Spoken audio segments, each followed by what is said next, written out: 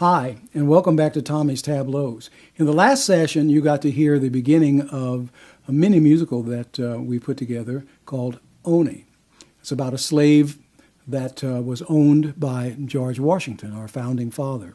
Well, in the second part, we're going to continue with Oney, and she's going to tell you a little bit about why and how she ran away and the fact that they never found her again. So I'm going to have you listen to this song, and just remember that I'm singing the parts and doing the parts, but it's just because I'm trying to convey the meaning of our musical.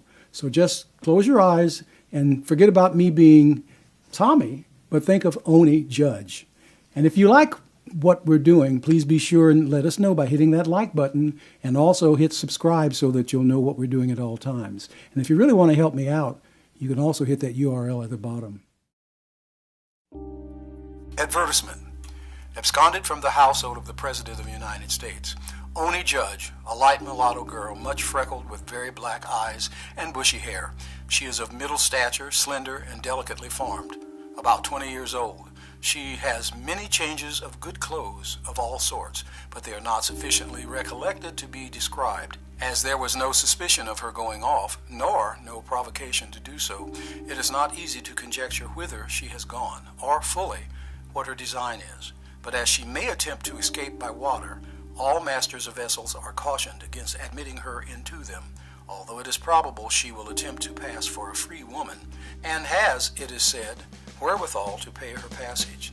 $10 will be paid to any person who will bring her home, if taken in the city, or on board any vessel in the harbor, and a reasonable additional sum if apprehended at, and brought from a greater distance, and in proportion to the distance.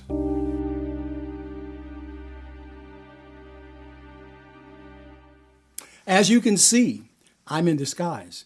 Did you hear that shit, no provocation?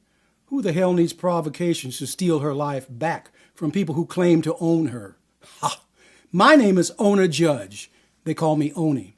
I was born at Mount Vernon, Virginia, 3 years before the Declaration of Independence. I grew up in an era full of talk about freedom and equality. I was offered neither. I lived until 1848, 12 years before the Civil War. Now, wasn't I smart for not waiting around 80 years and just declaring my own personal emancipation? I successfully eluded Mr. President Freedom's umpteen attempts to capture or cajole me back into unpaid servitude. He didn't give up until the day he died. Damn, I must have been expensive. I got married and had 3 children. They and my husband all went before me. I am proud to say that none of them were owned by anybody. Strangely, and weirdly hypocritically, I was born and raised in the home of the most glorified man of those times. Not only did he think he owned me, when I escaped, he thought I would come back just because he asked me to. And you thought that presidential delusion was a novelty of the 21st century. Until his dying day, in the last month of the 1700s, he never ceased trying to get me, along with any of my children, back to Mount Vernon. What a peculiar institution. I say to all oppressed people, don't take it, take action. I was born in this country by right. This land should be mine. But I'm worth just a sundry. Add on to the bottom line. Property sure ain't people. Who says who belongs to whom? That comes not from the steeple, sounds more like the voice of doom. Unlock these chains, stop all this pain. How long can this madness last? Open the gate, bury this hate. Life's short and it ends too fast. Why should I try? Why can't I cry? Because it makes no sense.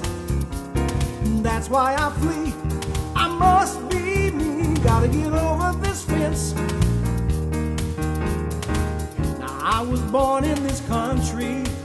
It's my sinew and my bone. And I know I was born free, despite the shackles I'm shown. Wake up, people, and act out. You want freedom, you've got to budge. Dispel all fears and self-doubt. Now listen to Oney, listen